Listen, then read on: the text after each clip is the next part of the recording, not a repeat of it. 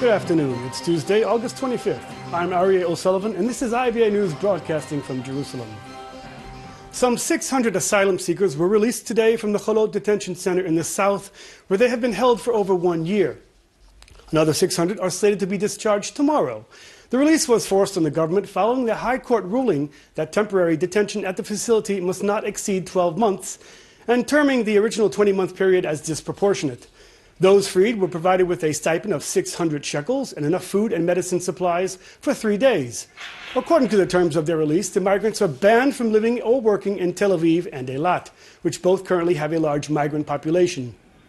The group was forced to sign a letter of concession, but it remains unclear how the restrictions will be enforced and what will happen to those violating those terms. The majority of the illegal African asylum seekers are expected to head to Arad, Ashkelon, Ashdod, Rishon LeZion, Yavne, and Haifa.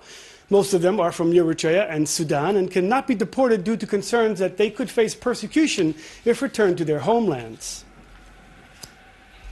The markets in the Far East have closed with another dramatic day of plummeting shares in China and also Japan.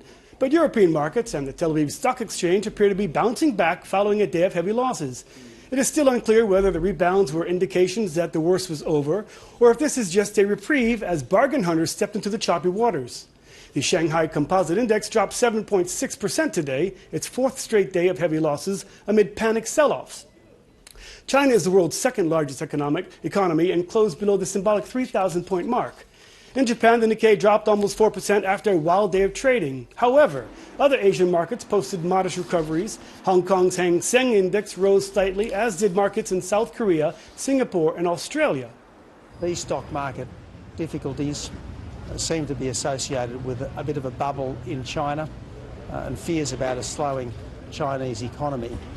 The good thing is that we haven't seen any ramifications from the stock market in capital markets more generally. Here at home, the Tel Aviv Stock Exchange has recorded a 2.7% rise in late morning trading, clawing back some of the 7.5% losses it sustained since the beginning of the week. In Europe, France's stock market was also up slightly in early morning trading after tumbling 5.4% yesterday. London and Frankfurt were also marking a bounce back today, regrouping around half of Monday's losses. In the U.S., Wall Street woke up to a stormy short time ago after a stomach-churning day yesterday when the Dow plunged over 1,000 points and marked a 3.6% drop. Analysts, however, are predicting that Wall Street will also rebound as it shrugs off the mayhem of the Chinese markets.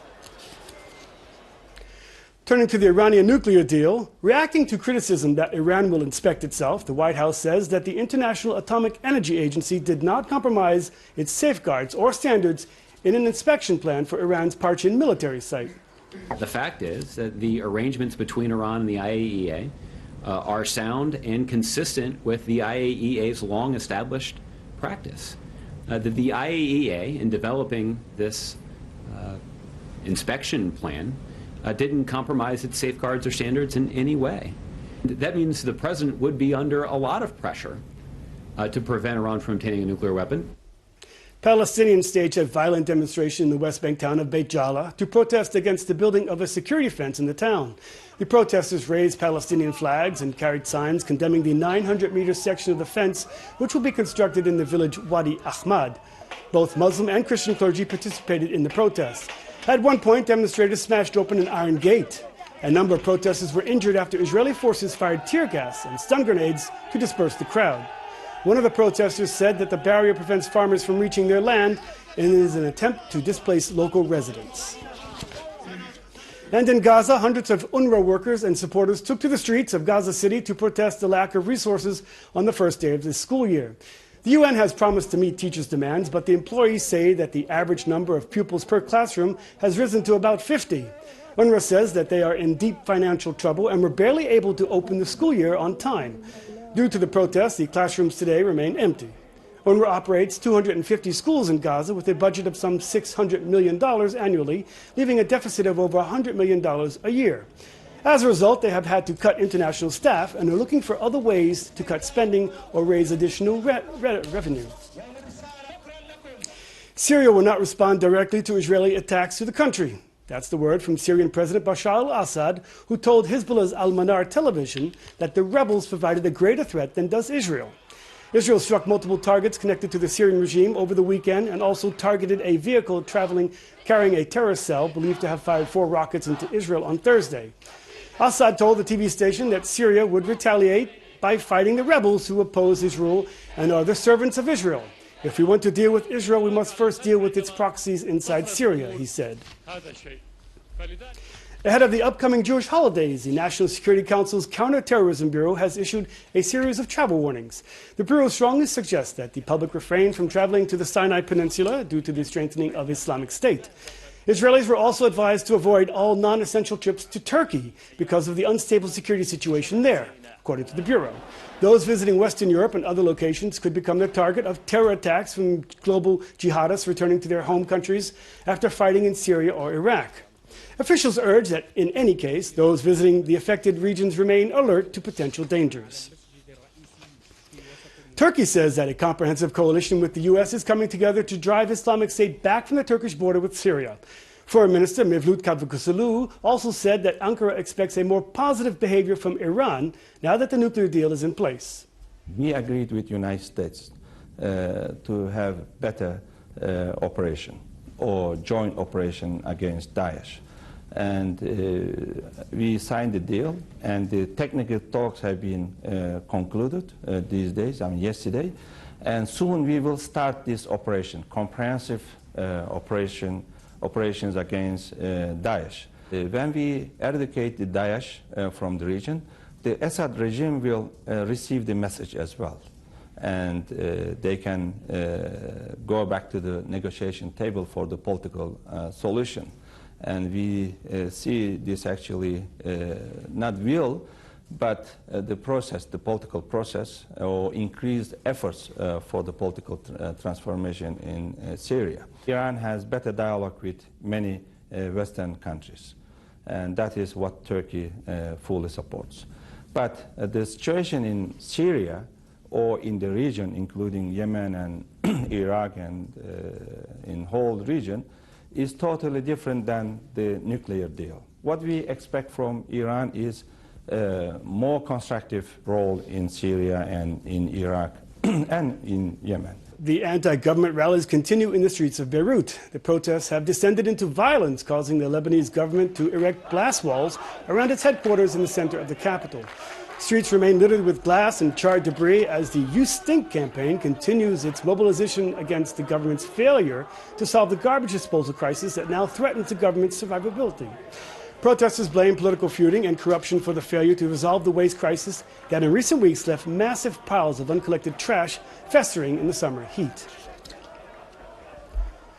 Returning now to today's release of asylum seekers from the Holot Detention Center, and joining me in the studio are Yael Orgal, Executive Board Member of the Jerusalem African Community Center, and Solomon Mafgana, an asylum seeker from Eritrea who is also an Executive Board Member at the center. Thanks for joining us. Thank you.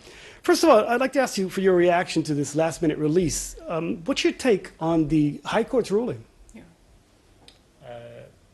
Releasing from prison is second to none, but since these are not criminals, it's nothing. There is no way to celebrate.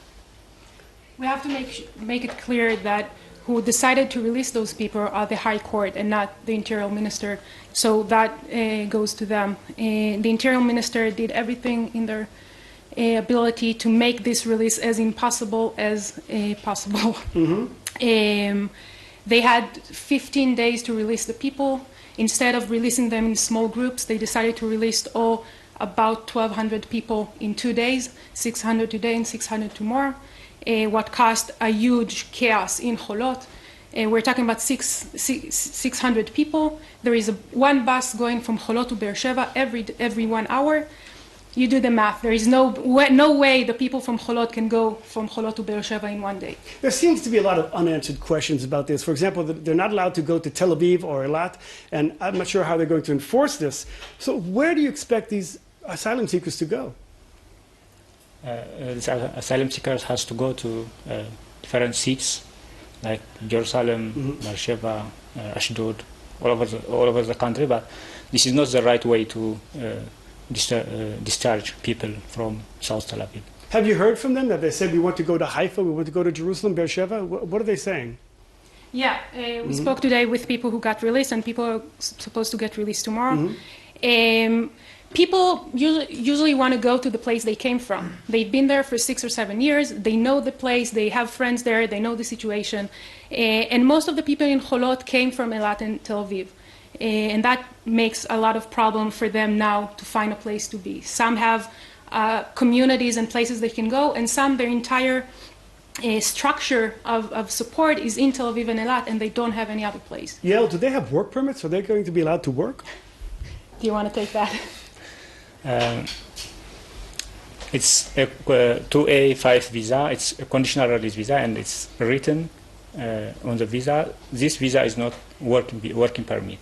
So that means this is not working permit, but the High Court allows to the asylum seekers to work, although it's written, and it's not clear for in other seats. It's clear in Tel Aviv, in Eilat, but it's not clear in other seats, and this makes much more. Basically, they are allowed to work, but because on their visa it says this visa is not a working permit, a lot of people don't know they're allowed to work. So because a lot of people were in Tel Aviv and Eilat, employers in those cities know they can employ them without any problems. But in other cities, they just don't know it. They just see the visa without that it's not a permit to work, and they say, okay, I can hire you, although the High Court and the government says they are allowed to work. Well, what is clear is that the government is putting a lot of pressure on these migrants to go back to their countries. In fact, the Interior Minister, Silvan Shalom, said today that unlike the reports that they have received, that they do not, in Eritrea, for example, are not, they don't face persecution. Rather, they only have to serve 18 months in the military. So what do you think about that? First of all, it's from the words of the ambassador. So an ambassador couldn't tell everything is bad because he's working for the government. And second thing, we have also the documents of the Commission of Inquiry of UNHCR and UN. So this is as clear as. So you're saying that the asylum seekers do face persecution if they go back to their countries? Sure. On June this year, the UN Human Rights body wrote a large paper about Eritrea, stating that there is big human rights abuses there and violence, and people go to the military without a parole date. So the ambassador of Eritrea can say one thing, but he represents the same regime that violates those people's rights. Well, let me ask you about these concerns that people have mentioned, from particularly the residents of South Tel Aviv. They are concerned about the violence, the intimidation they sometimes receive. How do you answer this? It's concentration of the people. If one community is concentrated in one area, there is criminal for sure. There is someone has to lie. Someone works regularly. It's not only because of we are Africans. It's all over communities. Like if you take Israeli communities, it's the same. It's not. We don't have any difference. What do you say, Yael? I think most of my colleagues and people from the activist and human rights world agree that we should distribute the people all over Israel. They shouldn't be concentrated in one city or two cities in Israel, but there are ways to do that. And release people today with no place to stay tomorrow. Tonight, no place to stay tonight. That's not a way to treat the residents of Tel Aviv. Sullivan, you are also the former CEO of the ARDC, the African Refugee Development Center. Can you tell us how has that organization helped to improve the plight of the asylum seekers? It helps actually in the filling arrest forms and relocation, also education. But our main project was the arrest form, to fill arrest form and to submit. Although the government ignores most of the case and also doesn't give an answer for those they had an interview. But we are continuing this one. But concerning Israeli policy, wasn't able to change that or affect that in any way? Either Israel has to change policy, like it's the international policy. If someone is eligible for the criteria of the UNHCR, has to get status. If not, there are ways have to deal with that. But Israel doesn't do so. The only thing what they do is they put them to Cholot, and that's it. It's the one thing what we saw until now. What Solomon said about the RSD, it's the refugee status determination. It's actually the application for a refugee status in Israel. Israel doesn't check those applications, those individual applications of people. So they can determine who is an infiltrator, who is a refugee, who is a working migrant, and who is a refugee. That's a direct policy of Israel not to choose who is a refugee and who is not. Well, Yael and Solomon, thanks so much for joining IBA News. Thank you very much. The English language online radio station Voice of Israel has shut down. Launched slightly over a year ago, the station hosted 14 regular shows by a diverse group of presenters, including former MK Dov Lipman, Dan Diker, Josh Haston, Jeremy Gimple, Eve Harrow, and Danny Seaman, among others. The company was moving forward with initiatives even as the end approached, including the launching of a new website. But financial problems of the main U.S.-based investor led to the station closing abruptly as support ran out. Yishai Fleischer, the director of programming at the station, who is also a host of a show, estimated that his program reached 100,000 listeners a month in more than 150 cities. Those who are involved in the project feel the absence of the dynamic station is a loss for Israel. Well, you know, Eli, Voice of Israel was a revolutionary experiment to bring Israel and the Middle East to the world, from Israel, by Israelis who are good English speakers, in the Israeli context, seeing the region from the point of view of the nation-state of the Jewish people. And today, in which delegitimization, demonization of Israel, worldwide anti-Semitism, using Israel as the whipping post, as the scapegoat, this was the answer, a very strong tool in the war against BDS. And it's really sad to see this very courageous startup go down, but it went down fighting.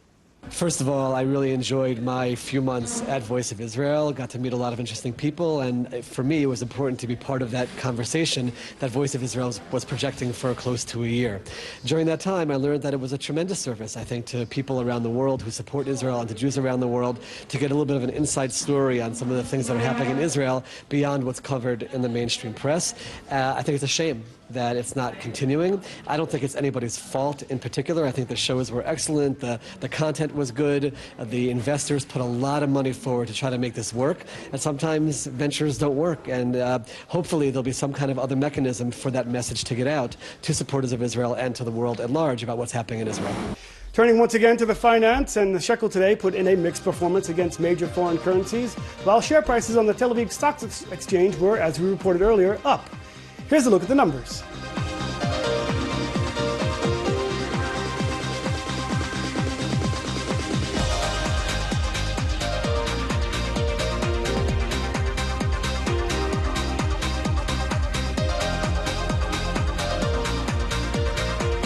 Taking a look at the weather, and the forecast calls for partly cloudy skies tomorrow with a slight rise in temperatures. Here's a look at the expected highs and lows at home and abroad for the next 24 hours.